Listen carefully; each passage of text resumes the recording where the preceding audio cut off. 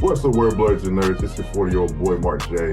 Welcome to another episode of nOne-shOt with me, Mark J. Of course, nOne-shOt is the podcast where I interview guests such as the wonderful Austin here, and we explore the intersection between culture, race, and the TTRPG space from BIPOC perspectives. And now I will introduce my guest. Austin is a prolific TTRPG writer, having written for Brinkwood, where he wrote about vampires being gentrifiers. You've written for tabletop game publishers such as Darrington Press, MCDM, Paizo. You're a writer and designer for My Little Pony RPG, Knights of Canterlot. That had to be the game right there.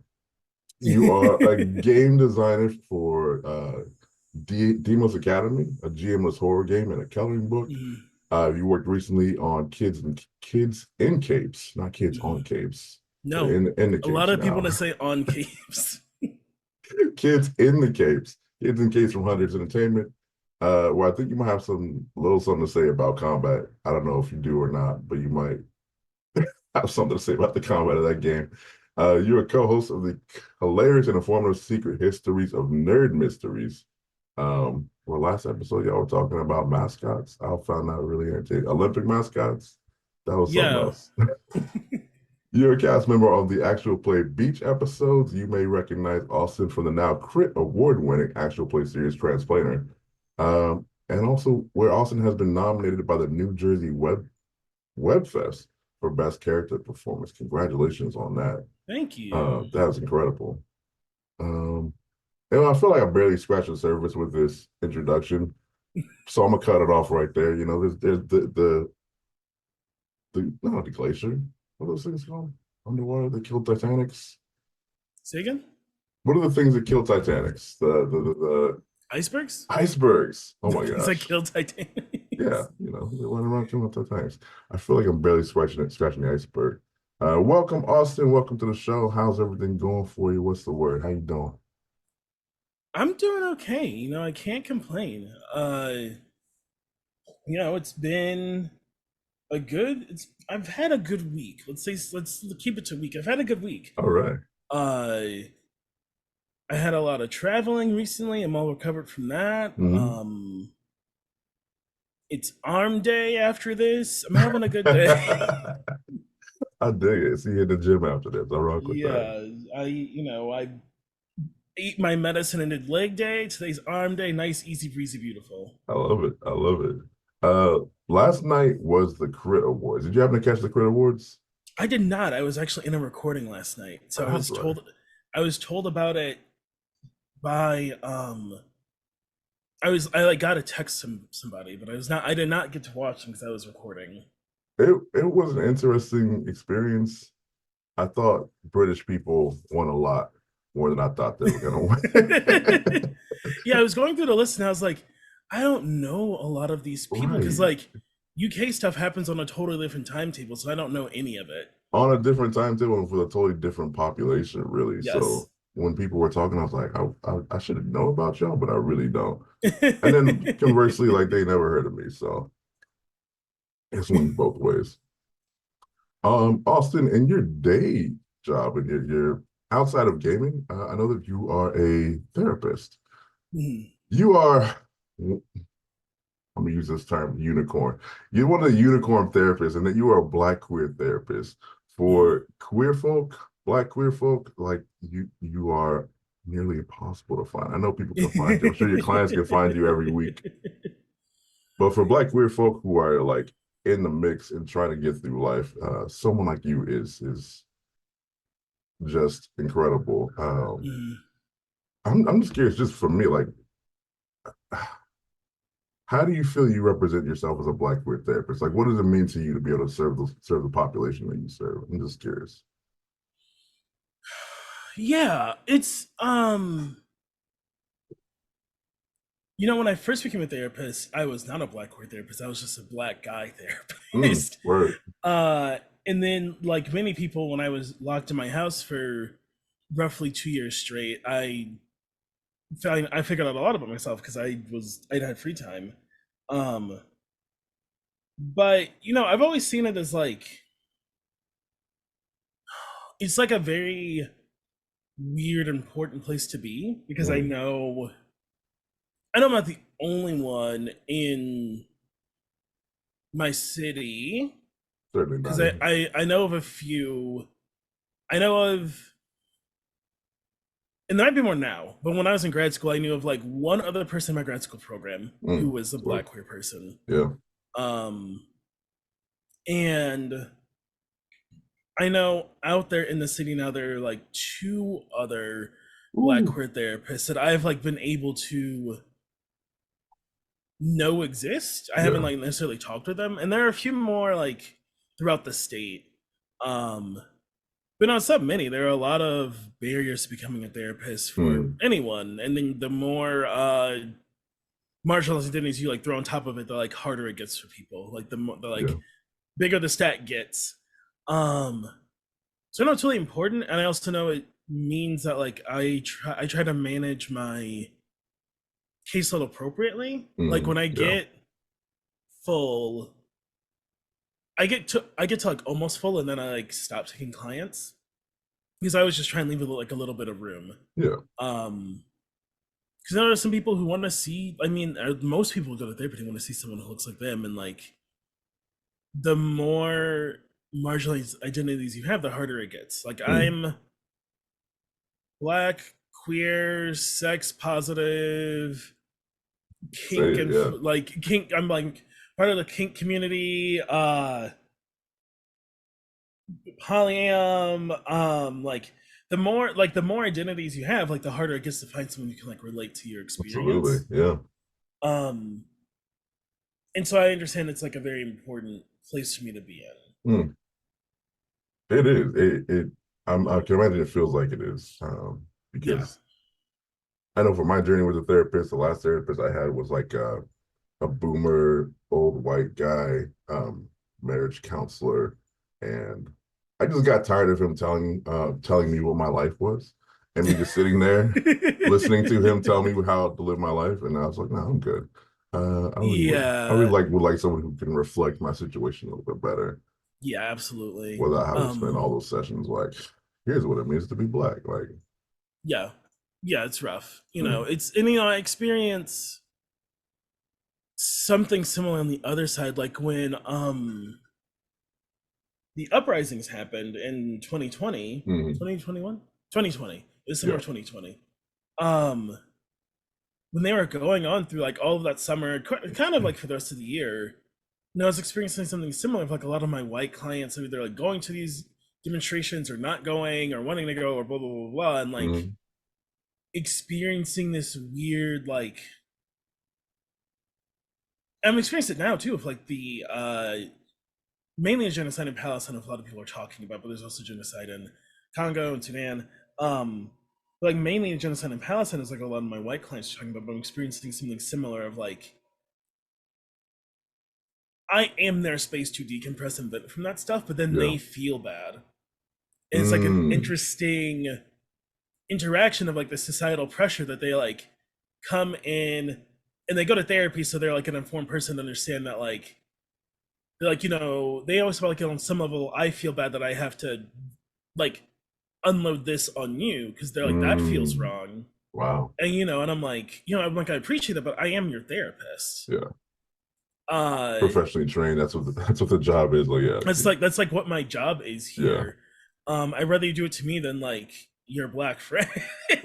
Well, say that. At least uh, you're getting paid compensated for that. yeah, I'm like, this is my job. Yeah. Your job is to come here and do whatever you're gonna do. My job is to sit here and listen and help you see the forest for the trees. Mm, that's deep because I can imagine there's a lot of people struggling with emotions, um, considering all of the loss of life and Mm-hmm. mass. Not, gosh, words are failing me today. The mass exodus of people being having to go from one part of the world to another to survive and eat and just live. Um, yeah, and then people just Mm-hmm. being like, I live in maybe middle class America where Mm-hmm. things ain't always that bad.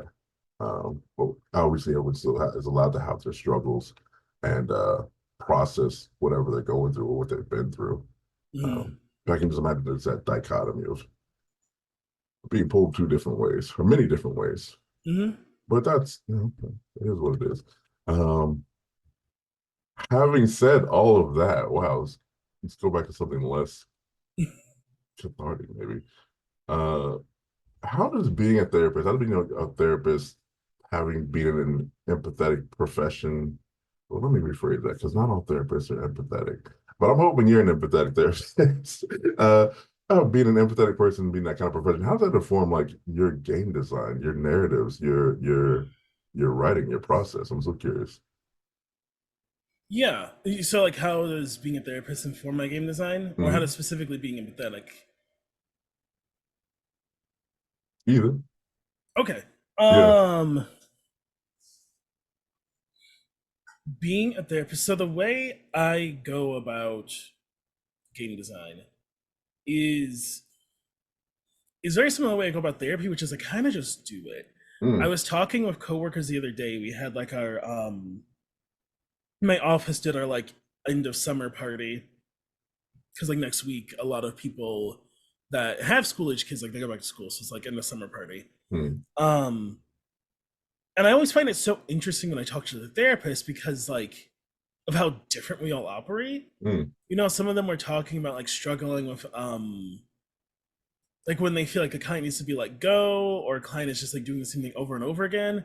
And I'm like, I was gonna say that's bullshit. Why are we here doing mm. this? I'm like, we've been doing the same thing for a month. Why are you coming here? Yeah, Like, do you want to change, or are you good? Because yeah, if you're good, you can leave. yeah, yeah, yeah. Being honest.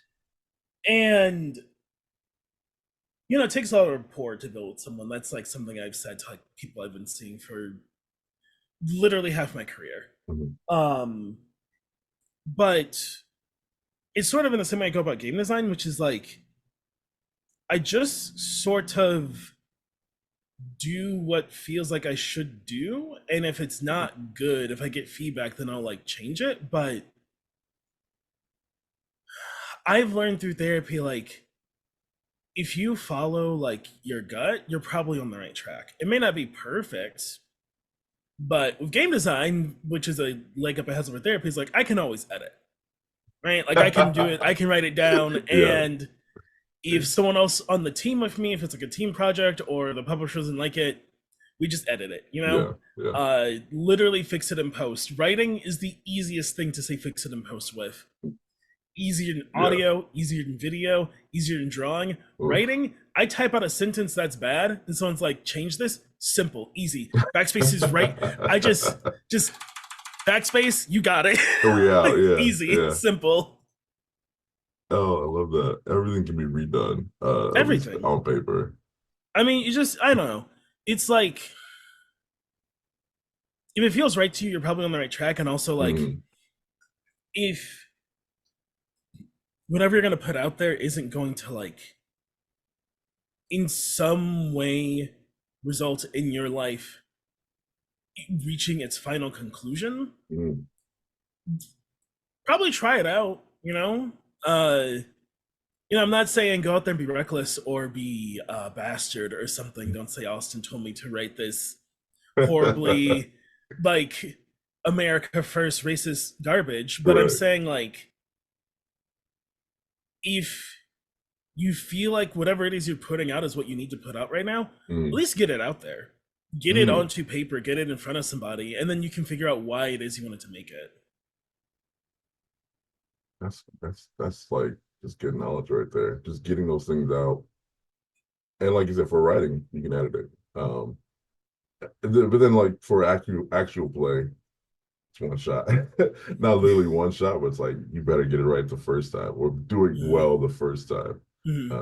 Because there's not a lot of options for reshoots, sadly. No. Well, I feel like for at least the style of APs I do, I've never done something studio high production Hmm. editing and stuff, but I feel like even for that, like,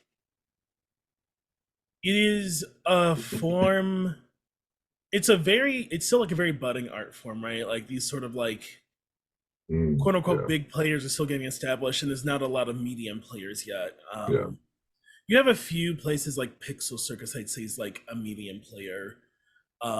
But even them, like, they only use people out in LA sort of situation because they don't have money to fly people out. yeah, Uh, so there's not like a lot of medium spaces for people that are in actual play performing that may want to turn it into like a way they pay bills. Because I mm, know some people just do it because they like it. But I'm like, it's like this. We being me, because I'm not a theater kid, right? Like some people that do it are theater kids yeah, and drama kids and been like acting their whole life. yeah. I am not. um Not a theater kid. I'm not a comedy person. Like some people are like comedy background, like improv. Mm, Not an improv person, but it's like stepping into this medium that has a new outlet but is very established. Like there are people who've been doing stuff like this for years, right? true. Like Yeah, when you look at like I was talking to someone there, like, they're like, it's so amazing how like good dropout stuff is, like everything you do is good. I'm like, well, yeah, but all of them are improvers. Like yeah. They're professionals. they're professionals. Like Yeah. Brennan has been in comedy for like years before even like College Humor, like where he Mm, started. And I'm like, if he's been a writer and a comedian for, I think he says like 20 years now or something. Like he's been doing yeah, it since he was like in college. Like these people like do have a lot of skill. You're right. Doesn't mean you can't, but it's always you have to like remember. Like when people get in their own head about like EP performances and stuff, and like want to deliver this best like earth-shattering, yeah, award-winning performance, and I'm like, those people you see doing that, like even winning awards, like here at like the indie level, like I mean, Transplanter won an award. Transplanter has been a show now since 2020. I think 2020. If I feel Uh, like a little before, but I could totally be wrong. yeah, I mean, like, Maybe and about then like though. Connie and C, who run stuff, like C's a dramaturge who, Yeah. again, drama background. Connie has a writer and drama background. Like they've Hmm. been working on that craft for years. You Yeah. just like you've been seeing it for like 4 or 5 of them, but Yeah. there's like a whole backstory to that, and it's something I had to remind myself because I was a cast member on the first campaign of Transplanter. Um, and everyone's like doing these incredible things, but like most of the Transplanter cast are drama kids. If not, Mm, I was like the only one who wasn't. yeah. Like everyone else had some sort of like dramatic background, right? Like I'm not trained in theater. I'm not trained in improv. I'm not even a trained writer. Like everything I've learned from writing has been on my own. I've been writing since like middle school, but I've never like gone to workshops or symposiums. I Mm, took one writing class in college, and then got more interested in Japanese history as my minor. And so it's just like, I don't know. I was like, for people to remember, like you got to meet yourself where you're at. I yeah. say it in therapy. I say it in games. You got to meet Yeah. yourself where you're at. I love that. Nothing bad of being where you are. I dig that. Myself, not a drama kid either, and I observe people who are have that dramatic background. I'm like, I can't catch up to y'all, but that's cool because y'all can't do what I've done. Then that's not a Exactly. diss or anything, but it's just like I'm gonna approach things very differently in the way that I can do it. Mhm. no one can drop the voice like I can. So eat that. AP performers or whoever. Um, it's so interesting though. The space is so interesting because there's so many different people, backgrounds and experience, and it is all coming together to form Mhm. some kind of monster. I don't know what that monster is. It lurks in the shadows. It haunts our dreams and our nightmares. It's just like it's just curious to see how this thing that we do is coming together with all these different people. Like you said, there's people kind of different levels, people doing it very professionally, Mhm. people just doing it like me from their mom's basement. Just kidding, I own my place. Uh, but just people from so many different backgrounds. Mhm. I'm curious about from your perspective, what do you think is gonna be in a few years?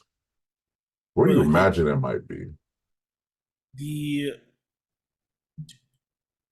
The TTRPG like space and community or the industry? Both, I think. 'Cause I think Okay. both kind of have an Okay. overlap a lot of And ways. I asked because like for a long time it actually bothered me that people called it like the TTRPG space or community. Hmm. And I'm like, why? I was like, why are we trying to make ourselves separate from the industry as a standpoint? Because one, you're giving promo to these games. Yeah, free. You are advertising these games regardless of like if you have 4 viewers on your channel Yeah. or 400. Like people see this game and now know about it. They may not have before. And it was also like to me, and I'll get to my point, but like to me, it also like bothered me because it was like it felt like this way of trying to distance the self from where some of the games come from in terms of like an industry like company like corporate structure for a lot Mm. of the companies. Okay. There's a reason why if you go to conventions that all of these companies have like after hour parties because they're built like a company, and that's Yeah. what companies do with their conferences Happy hour with and the whatever. colleagues and peers. Yeah. Yeah, they're like where the real work happens, right? Hmm. There's a reason why they all do that because they're companies. But someone described it to me recently that it is to try and differentiate between like, and I don't know if I love this either, but like between like quote unquote professionals and people in that weird middle space, which is like that medium space I sort of talked about, Yeah. because there Yeah. are like there are people who do APs and podcasts and stuff purely for fun. It's like them Hmm. and their friends. If you have a internet access, no one can stop you from making a podcast or an AP, They right? tried, trust me. And so it's like people differentiating between like people who are doing this purely for fun because they want to Hmm. make something they think it's worthwhile to make. They're not necessarily looking for anything to happen off besides like this will be fun to make, which is how I started my show, Hmm. Secrets of Their Mysteries. Oh Like yeah. me and Brenda started that because we just thought it would be fun to make. We had mics, we had audio software, and hosting a podcast, if you have an RSS feed, is free. It's hard to set up, but it's free. Yeah. As long as you host it somewhere. And so that's what I'll say, okay, I accept it now. So where I see I'll start with the industry. Where I see the Mm. industry set in 5 years, Yeah. Yeah. I 2020. Let's go five-ish. Let's say 2030. This year's almost over. yeah. I mean, in 2030, I foresee at some point in the next 5 years that the game industry has a huge spike Mm. and then a big crash and then a leveling Oh. off. Oh damn. Because it's a relatively Yeah. new industry still, right? Yeah. Like it's so like TTRPGs have been around since 70s, seven. I was 60s. like, Yeah. for better or for worse, since Gary Gygax made D&D, Yeah. um, is like the point, right? Mm. Where the idea of a tabletop role playing game came into existence. Yes, he took it from like old war game stuff, but that had no role playing element. Um, and so they've existed since then, but they've only become what they are today fairly Mm. recently, right around lockdown. Yeah. I want to say it was probably around 2018, 2019, when I started Hmm. like noticing the uptick, in like Yeah, game stores and stuff, with where like Critical Role and these kind of guys. Critical Role getting more traction, Yeah, more people starting to pay attention to Dropout at that yeah. point. Because I was paying attention to Dropout because I was a college humor person. Hmm. Um, and so I like followed that whole thread, but like it was right around then. Like I went to a friend's house to play D&D, and they were watching Dimension 20, and so like all of these Critical Role is like taking off to the point that like people that aren't just nerds know it. Yeah, yeah, Uh, yeah, and it has this boom in lockdown because a lot of people were just home for a lot of these things, yeah. and also spending more money. And so you see this thing happening with the industry. For like people are spending less money. Like Hmm.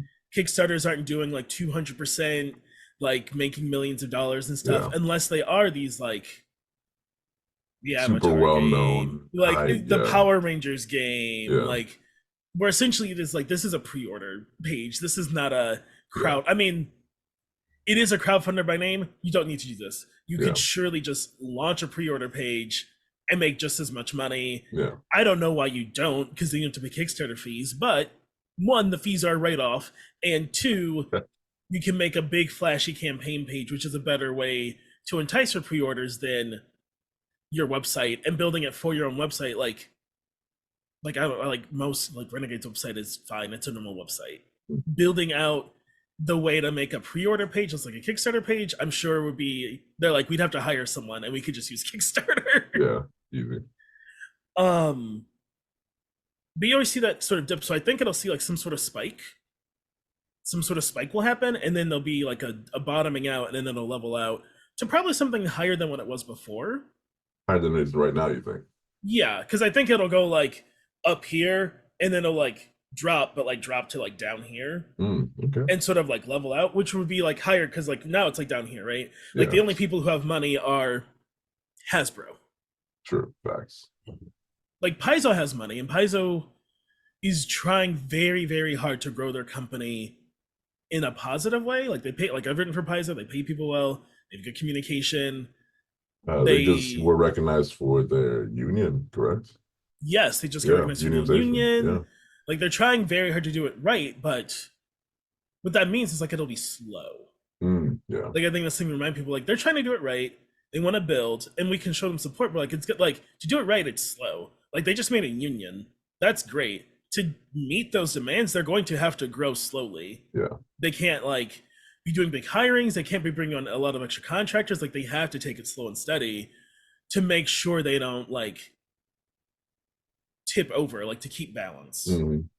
Um, and so when you have like two companies with like most of the money, I mean, TTRPGs are a multi-million-dollar industry. Facts. Yeah. Most of those millions are from D&D. Yeah. Um, and most of those millions aren't going back down to like creators, right? Even the people who work there, like they're not getting them. They're going up to Hasbro. Yeah. Um, and so I think when you look at it like that, it's like when you talk about like payment and salary and like fair wages and living wage, it's like if you want like a living wage writer, you're talking 70K at Yeah. least Yeah. in today's economy, at Yeah. least, depending on where they live.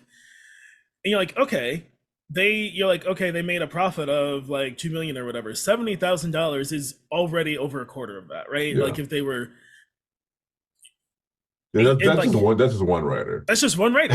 This is Like one guy in a room that's not the layout, at that's not art, Starbucks. that's not Yeah. editing, that's not, that's and so there isn't a lot to go around. There's always that joke of like the community's been passing on the same $20 for 5 years now, and it's like, yeah. But I feel like with that happening, it could like because even getting into the community, because then hopefully with more money and people are like, why are you talking about money so much? And it's like, well, unfortunately, that's the society we live in. Yeah. I cannot change that. I would if I alone could change it, I would. I will say it like that. Not if I would, Listen. I could. Yeah. Listen. But that's when you run into things like people want to get their EP funded. They have this like really cool idea, this studio thing, and blah blah blah. And it's like, I was looking into studio space for my current show that's on Max Fun for us to do like a few fun things for a event we have planned, and even like a studio space for my 2-person podcast that is mostly audio. We don't do like the video thing and post to TikTok and stuff. We thought about it for this because like we'll be in a studio, but it's like 250 for 2 hours. 250 Yeah, for 2 hours. it's Yeah, that's up yeah, fast. Yeah. yeah, and you're like, that's not bad. My show's only an hour, so if we do 2 hours of audio, that's plenty to edit down. Yeah. But when you get into like APs and stuff, you're like, 2 hours is like setup alone, Yeah. right? Because Yeah. you're paying for the space for the time you're there. I'm 2 people walking in, Yeah. sitting down with our silly little like event thing. You're talking about like APs and stuff. It's really really cool that Transplanter has their live AP show right now. Mhm. It is incredible. So for people who don't know, Transplanter run by Connie Chung and C. Thomas, they have produced a live recorded in the studio actual play. It's really incredible to watch. Yeah, Not only the story, the performances, but also the effects of having different camera angles, and uh, it's as close to a TV production that you might get for an actual play. I think it yeah, kind of combines small theater with TV kind of style production. But anyway, yeah, sorry. This is for people who don't know what the last yeah. word is there. No, yes, yeah. I'm so sorry for not saying. Yeah, it's. I mean, it's incredible. And it's Yeah. incredible that it's someone that's like from the ground floor, like in terms of like indie stuff, right? Yeah. Uh, incredible able to do that. I personally don't. I know Connie did a few TikToks about like setting it up and stuff, like Mhm. going to get set pieces, setting up the sets, and like some behind the scenes stuff. But like when I talk, and I say this, I'm like, when I think about how much it must have cost, like how long they must have been like saving and planning for this, Yeah. and how many months of like Twitch subscriptions they set aside, how many months of like Patreon did they set Yeah. aside, how much did Connie and C not get paid in the past to pay for this? Facts. Yeah. Because they always paid us cast. We always got paid, but I'm Yeah. like, there's no way. Like, I know they must have been like money that they should have been making. They must have just put aside to like pay for this. I know they had some sponsors for it, but it's just like things like in studio APs or even just like high production, like recorded APs or like audio fiction only, like Yeah. audio editors I've been looking at because I have a show I'm working on. Some of them run like Oh yeah. $300-400 per Yeah. episode Yeah. as like a flat fee, which is Mhm. generous because like hourly you can run into like 80, 90, $100 an hour because Yeah. it's important work and it's not easy. And again, like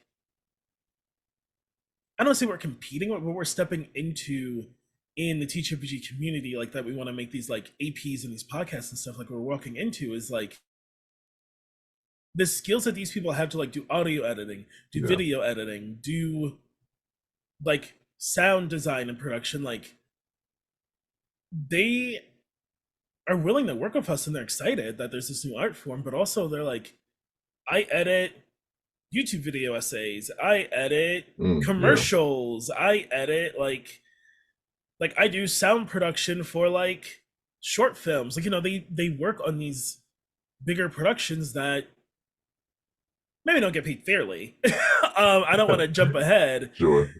I hope they are. None of us in like tabletop land are like hiring union editors and stuff. We don't have that kind of money. Sadly, no. Yeah. But you know, that's the kind of thing where it's like that is where I feel some people aspire for us to like try to get to. Mm. It's like being able to like provide that sort of like space and income for people, but it's like the money is not there. Like the people who do that Yeah. stuff got there because, you know, when they make commercials ever, there was money for businesses, and the businesses like, yeah, we'll give you money to like start this ad firm or whatever. Yeah.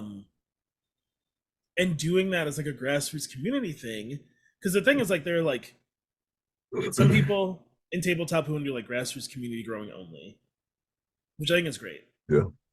There's some people who are like, I need to get these companies to give us money because they have the money that we need. Mhm. They And sometimes, aspire for something a little bigger, a little brighter, a little shinier. yes, That might have exactly. a mass appeal for what it's worth. And sometimes those people link up, but sometimes they like just can't see eye to eye. And I Yeah. think that's the other hard part is like there are these like fragments of tabletop community of like these people are only YouTubers and only do big YouTube stuff, and these people only are like the art kids and do like Yeah. drama stuff, and these people are like the content creators who made all their money like making YouTube videos and TikToks, and now Yeah. they have a Patreon where they make $5,000 a month, and Say, yeah. they can fund their own stuff. And That was one of the things I found interesting about the Crit Awards was the various different art forms and communities. mhm. Um, there was mini painters, which I know people paint minis, but I didn't know it was like a community. You know what I mean? I I saw that. I felt, had no idea. That was like yeah, people. I mean, I'm really into Gunlupa, and I know people like do their builds and stuff, but like I've mm, never considered it as like a form of content creation where people just upload a time lapse of them painting yeah, a mini. yeah, and they should be Yeah, rewarded for it, but it's just outside of the my realm of like my viewpoint from this part of the space. Um, I thought there was a very interesting thing of like people who make indie stuff. You have Transplanted, which is stellar, and then you have people who make like D&D stuff, and you have people like Apochromatic Unlimited who do like more indie stuff. And the people who do D&D stuff mm-hmm. are in a different world than the Yes, people who are doing like even like VTM or Thirsty Sword Lesbians or Kids on Bikes. And we're gonna talk about Kids and Capes in a little bit. mm-hmm. But the people who do D&D stuff are just in a different stratosphere than others. Yeah, I thought that was very interesting to have those people grouped together that way because their goals feel very different. I think I don't know. yeah, I agree. So I want to segue to Kids on Capes. Kids on Capes is based on the game Kids on Bikes. It is in a wait, I always forget this. Powered by the Apocalypse game. Um, Mm-hmm. I've never played Kids on Bikes, but I've never played Kids in Capes. I wrote Kids on Capes in my notes, so I'm gonna change that right now. I've never played Kids in Capes, but I play Kids on Bikes. What? Yeah, How does Kids in Capes different from Kids on Bikes? kids. Okay, so kids on bikes is so Doug Lewandowski and John. I forget his last name right now. Anyway, make kids on bikes. The idea gets started when those two, Doug was on social media and was like, "Hey, like years ago, I was like watching Stranger Things. Like, who wants to Mm, make a Stranger Things RPG with me?" nice. Um, John reached out. They eventually make Kids on Bikes. Kids on Bikes is like in that genre of like Stranger Things, where like kids typically on bikes run Yeah. around, stumble into a weird thing, find a like weird kid, because like there's Stranger Things, there's Paper Girls. Because the way I describe Paper Girls is like it's like Stranger Things, but they're all girls and it's better. Yeah, fair enough. uh,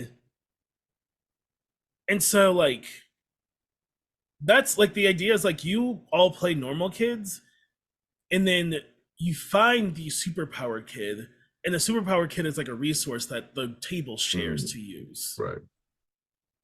Um, Kids in Capes is you all are normal kids, and then there's something we call the inciting incident, Mm. where you all get superpowers, and now you are all the weird kid. To use Kids on Bikes terms, you all get superpowers. It's way different. Like there's a whole like level up system and like Mm. skill tree. Well, that's cool. There's a whole combat system to it and combat mechanics. And so we've added a lot of elements to it that it can still feel like a kids on bikes brand. Mm-hmm. Um, but it's a very different game because something I've said in a few interviews is like, no, when I joined the team, my feedback is like, I'd only play kids on brooms, which is the Magic School one. Mm-hmm. Um, and I've played a lot of other other superhero games, and I was like, okay, how are we going to make this feel like not just kids on brooms again? Right. Because already people already play kids on brooms. They use their magic die as a power die for superhero powers, and they flavor all the magic as superhero stuff instead. Mm-hmm. If we just add a superpower die, we're not doing anything. We have to do a lot. Yeah. It's essentially a reskin if you do it that way. You're just Yeah. And so copy and pasting. Yeah. we just thought about what things make superhero games superhero games. What do people want to do? People want to get cool superpowers and do cool stuff. Okay. They can't have their super awesome power right away. How do we help them build to their super awesome power? Leveling up. What does leveling up look like in this system? Let's figure it out. How do people what do superheroes do? And well, they solve problems. How do they solve problems? Well, sometimes they talk, and a lot of times they gotta punch somebody. That is part of the genre, right? Like part of the fiction, part of the fun is you get to have these fantastical powers, and there's a bad guy that you get to beat up. You may not need to kill him like in a D&D game, but there is a bad guy who does need to get rolled. Yeah. Yeah. Okay, well, if you're gonna beat someone up, there needs to be mechanical effects for you to beat them up and for you to beat you up. There needs to be rewards and consequences, right? How does it look? Okay, so a combat system. What does combat look like in this system? So it's a lot of fun. You were, if I'm not mistaken, you pretty much designed the combat system, right? Really, truly, everybody worked on everything. Okay. I was the one who walked in and was like, "What do you want?" And I was like, "Combat." Yeah. When we were all talking about something we think the system would need. And so I did the first draft of the combat system for sure.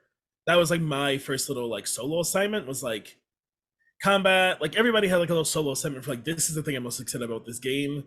And I was like, okay, cool, let's all break, build the draft for a thing we're excited about, and we'll come back together and make it the best it can be. Nice. So I made the first draft of the combat system literally years ago at this point. And since then we all worked together to refine it and hone it and turn it into what it is today. Which is just how it works the best. Same thing with the leveling system. Not that I did the first draft, but we all worked on it together, looked at it, tried to balance it. Yeah. We did so much balancing in this game. Same thing with the level up, rank up options for you to choose from to rank up your character. In terms of balancing the skills and how they're written and the bonuses they give. So truly, I couldn't say if one person did any one thing. Because even I wrote the intro, but everybody looked over it and gave me notes. Sure. Because we were a team, and I think that's the coolest thing about this project was working on, for me, the biggest team I worked on at this point. Oh, really? Because when I designed Deimos, it was me, Banana, and Amanda. And then everything else I've been on has been as a writer. So I wrote my piece and I sent it in, and then I got notes from the editor and I did my edits, and that was it. Even when I've designed adventures, it's always been I'm a contractor, I'm not on the design team. Right. Yeah. So being on this team was a really cool experience. That's dope. That's dope. It's always so much better to work as a team because for me anyway, I feel I get siloed and I get lost, and then I'm can someone help me? And why is there no one here? Yeah. Which is so frustrating creatively because it's just you just hamper yourself, just cut your own legs off essentially. When you walked into the team, why was combat so important to you? From your experience with superheroes, reading comics, TV, movies, what about the combat excited you and made you want to bring it to the game? the reason why combat excited me so much. I think that I was trying to think of how to say it. Okay.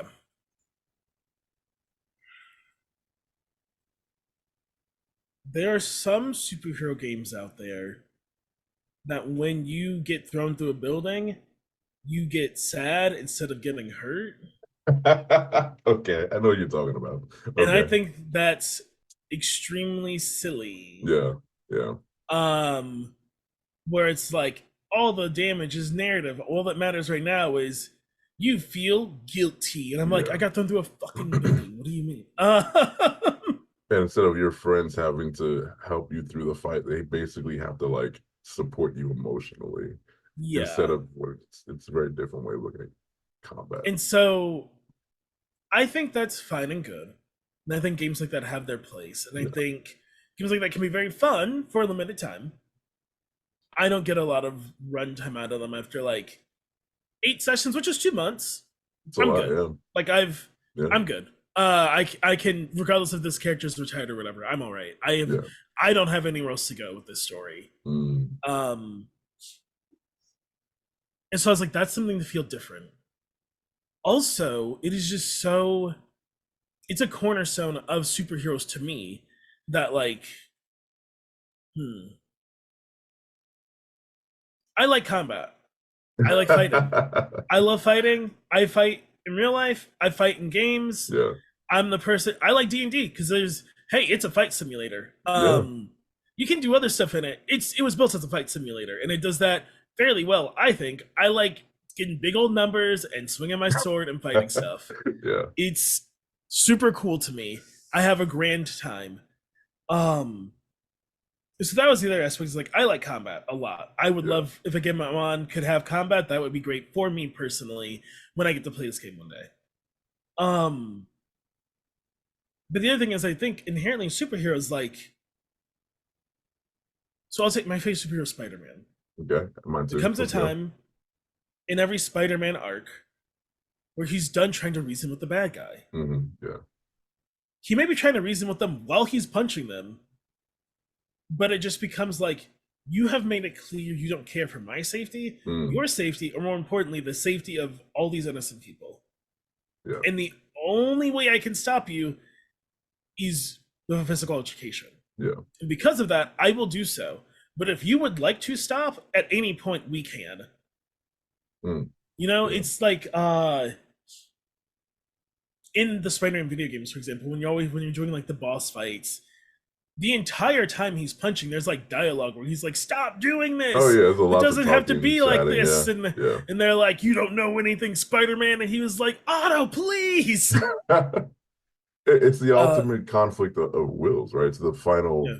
conflict of wills, of opinions, of belief systems. Like Mhm. our belief systems are so incompatible that we have to fight. That it has to get deadly. Sometimes just be like that, you know. Yeah. It's Yeah. and I think it's that idea of like the hardest part in any game is like when you give someone a tool, they will use it. If you give someone a hammer while they're building something, they will assume I have to use this hammer. Yeah. If you give somebody combat mechanics, they can start looking at everything as a nail. They're like, well, I must have to punch this bad guy. That's the only way. Which is we put something in the game of like, to start combat, everyone must agree, even if their character's not there. Yeah. Even if the character is like, no, I leave school early, I ditch class, I go home, and I go to bed at 3 p.m. I'm not at the bank robbery at 7. I don't answer my phone. I turn my phone off. Everyone has to agree that like we're done talking. Yeah. Similarly, when it feels like it's time to end combat, we have a thing called walk away team that everyone agrees to in the combat scenario. And it could be that like maybe the bad guy is beaten real bad and we need to stop kicking this person while they're literally down. Maybe we're hurt really bad, maybe a person got hurt or a civilian got hurt, or just like it feels like the story is petering off in a way where it's like, okay, this isn't fun anymore. Like I want to be out of combat. Like someone could just like call it, and everyone agrees, and like it's wrapped up narrative somehow between you and your GM. Like the bad guy does the classic, like, I got what I came for, or they're just like, I'll see you again, Yeah. or whatever, right? Um, to try and make it clear, like, it isn't that every situation is a nail. Mm. Sometimes you run into the villain on a Tuesday in the middle of the day and they're just menacing. They're Yeah. just they're just sitting against the tree and they're like, "What are you doing?" And they're like, "Oh, I just out for a stroll." Yeah. And then you don't fight. It's just like you're just here. They're here to fuck with you. Yeah. They're going to leave now. They will fight you later. Who knows what they were here for? Yeah. I think that's one of my favorite parts about any superhero narrative. I think it happens a lot in the Flash, where the Flash will kind of like kick it with its villain sometimes. Um, that's just the main one I can think of. The Mm. Batman can be very like conversational with his villains outside Yeah, of like when they're doing bad shit. But I love yeah. that just idea of like, okay, I'm a bad guy, but I also got to go to Whole Foods to pick up some soy milk. You know what I mean? And in No, I this love moment that. of me picking up my soy milk, I'm not evil. Like I'm gonna pay. I'm gonna pay for I'm this. gonna pay for my soy milk. They're This actually person's just robbing. They're robbing me in this instance. this person's Yeah, just doing their job. yeah, What are you doing, Riddler? I'm just picking up oranges, Batman. yeah, My boyfriend likes oranges. I yeah. don't know. I And know I was not at the bank robbery last night. I don't know who it was. I don't have anything planned for like 4 months. right, So I'm just laying also make sure low. you check your mail for a letter tomorrow, and I'll see you in 4 months. Yeah, it might be a little menacing. But do check your mail.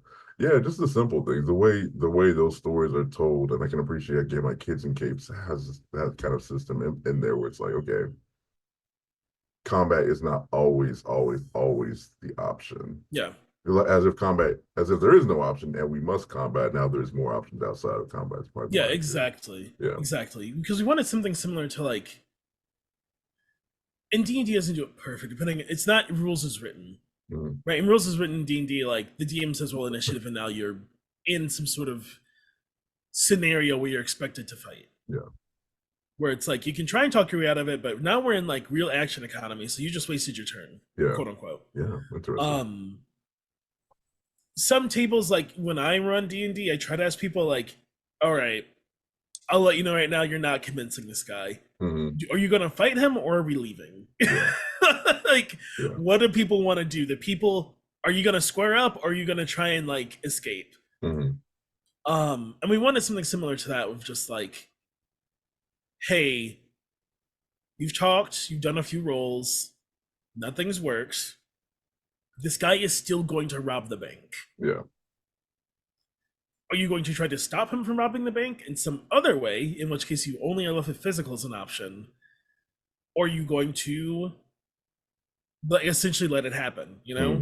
Like, you're gonna let him, or you're gonna super up, or you're gonna let him. It's your call.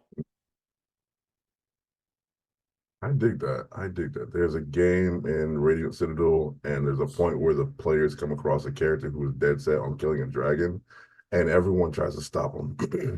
Everyone tries to stop this character from killing his dragons. And it's always a very like emotional point because they can't stop him. Like they can't change his mind in this situation. And so I've seen players get really stuck on this part of like, I rolled my dice. I've done my spells. I've done everything I can to get him to like let it go. Mm-hmm. And then get frustrated when he doesn't. So it's very interesting. And I basically will tell them the same thing. It's like he's not. This is an issue he's had in his family for 100 years. He's not letting it go. Yeah, Y'all yeah. I mean, posting up is not gonna make it work. it's one of those things that I enjoy about like storytelling. So I'm running a game, and the ultimate villain is Tiamat. Like, Mhm. Tiamat's taken over the world, and they got to stop her. Currently trying to figure out a way to like, if any of my players watch this, turn it off now. My players are currently trying to find a resolve it peacefully. Mm. Like, oh, can we like? They've like figured out Tiamat's angry. She wants revenge because she was betrayed. Blah blah blah blah blah. Like, oh, what if we can find a way to make it right? Mm. And it's one of those things where I'm going to let it play out, but I have to figure out how to introduce the story of just like it's too late. Mm. Yeah. It's like one of those things like has forgotten what she's mad about. Mm. She's Yeah. just Yeah. mad. Yeah. And it always comes to that thing of just like you said, that meeting of wills, like there just gets to a point where it's like with Batman and Joker. I think it's a perfect example. Yeah. Batman wants to help the Joker so bad. Yeah. So bad. Anyone who thinks Batman just hates Joker, you're so wrong. Mm-hmm. To hate someone is to love them. You have to have love in your heart for somebody to hate them. You have to know them just as well to be in love with them, to hate them. And that's how well he knows Joker. That's how well Joker knows Batman. They both want think they want to help the other one so bad. Yeah. I Yeah. know Bruce Wayne sits up at night every time he has to take Joker in, Yeah. pounding his head against the wall, like, why can't I help this guy? Yeah. And because he can't, the only thing he can think to do is to keep people safe and keep Joker safe from himself. Yeah. In the Damn. same vein that Joker thinks that he is helping Batman be prepared for the fact that like Joker is like the world's the way I see it, and Mm-hmm. I'm helping this guy understand it because I know he sees the world I do. Damn. Yeah. But they cannot see eye to eye despite having this like deep emotional connection, and so they fight because there's, like you said, you just get to that point of like there's nothing we can agree, like we cannot, like Batman's come to terms with like Mr. Freeze, with Ivy, with Harley. Mm-hmm. Him and Cobblepot have been fine a few times. Like all of his other big rogue gallery, like with Bane, like all his other big rogue gallery, they've had moments of like harmony. Yeah. They always don't do it in the comics because they got to keep telling stories, but they've had their moments, right? Mm-hmm. He's never had that with Joker, and so that is why they just always have to fight. Yeah. And then you just get to that point of like, I cannot help with your goal, and you are opposed to my goal. Yeah. And you're now in the way. You can get out of the way, or I can move you out of the way, right? Yeah. Yeah, it's classic thesis, antithesis kind of thing. Like Yeah. there's gonna be a conflict. Somebody's gonna have to go if we can't Yeah.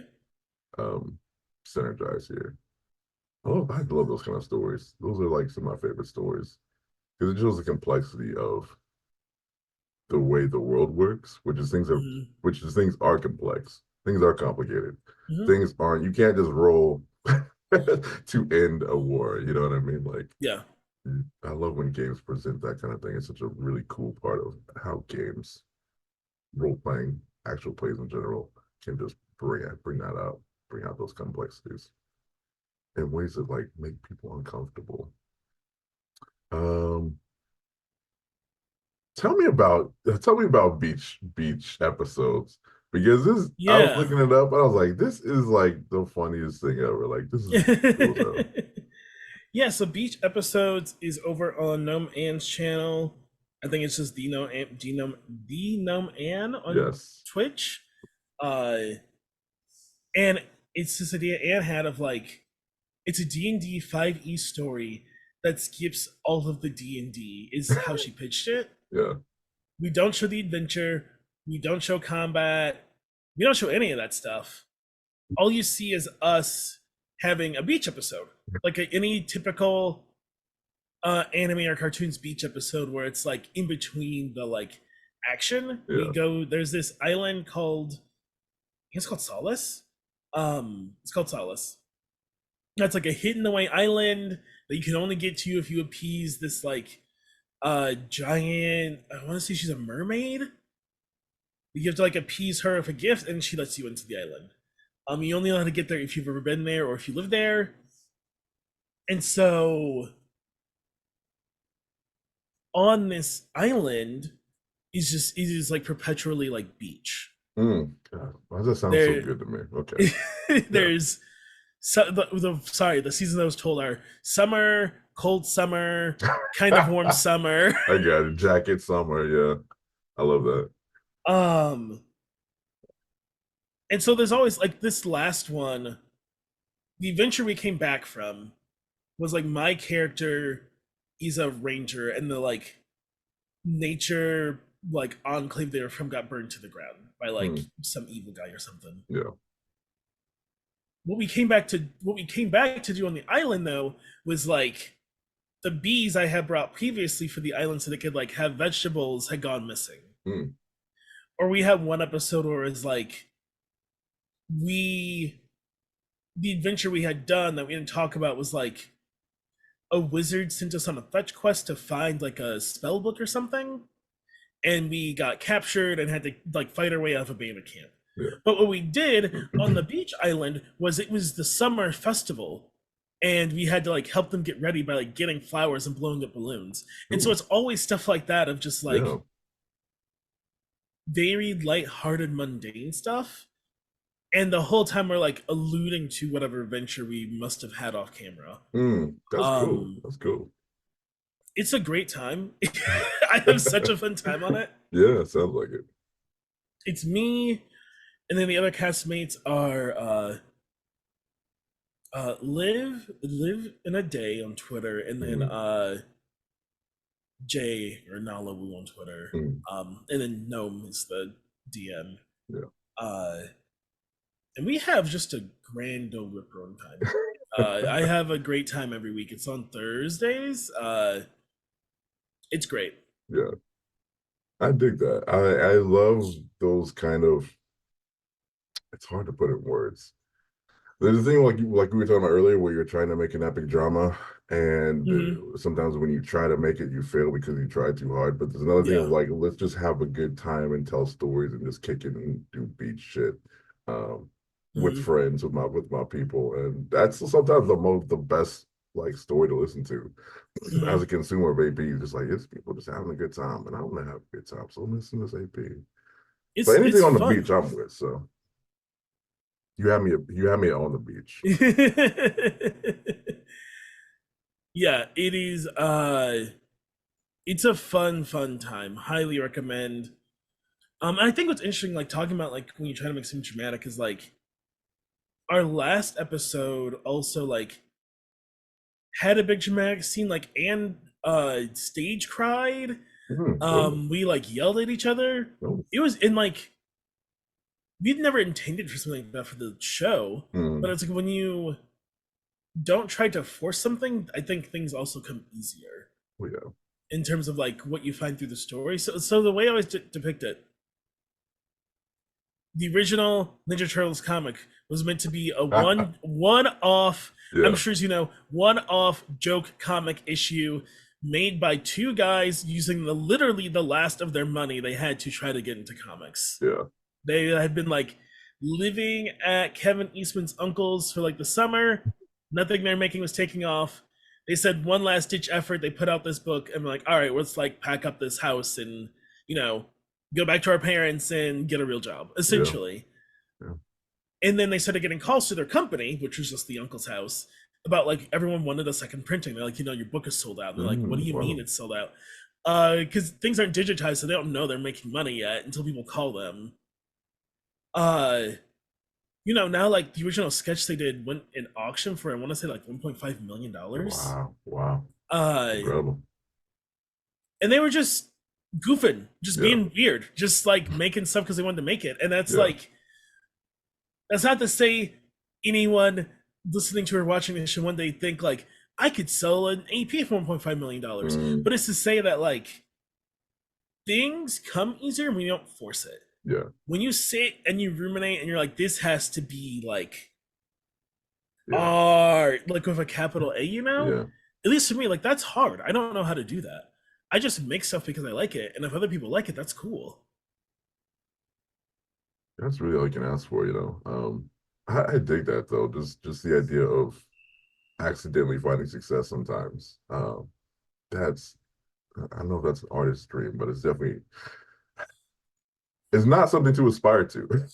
Kind of thing. Yeah. Like you can't try to accidentally find success. It just happens when it happens. I think of like I forgive me for forgetting his name, the creator of One Punch Man, which is a very Oh popular yeah. anime. And I would say that he is not a great artist. His his Yeah. his art is very rudimentary compared to the presentation of the anime and actual manga, which someone else who's a really, really, really talented artist does. But if you have a good thing and it's crummy, maybe someone else can pick it up for you and do it better than you. You just don't know, like you're saying earlier, until you get those things out. in the world. Yeah, Give it a exactly. shot. Take a shot. That's what's up. All right, Austin, I'm gonna let you get the arm day today. Take you back to the steel temple, whatever people call it. Thank you so much for being a guest. Where can we find you? Well, you can find me yeah. everywhere I want to be found on the internet. It's at Sailor Scott Austin. It's at Sailor SCT Austin. I'm on Twitter, TikTok, Threads, Blue Sky. Oh my goodness. I don't know what else will exist between now and whenever this happens. Like, if I want you to find me, I'm under my handle, Sailor SCT Austin. If I don't want you to find me, I'm not there. That's Don't right. look. Or you can find me on my podcast weekly over on Max Fun, Secret Histories and Nerd Mysteries. That's Secret Histories and Nerd Mysteries. Anywhere you get podcasts, or become a Max Fun member today and help us keep doing our fun little show.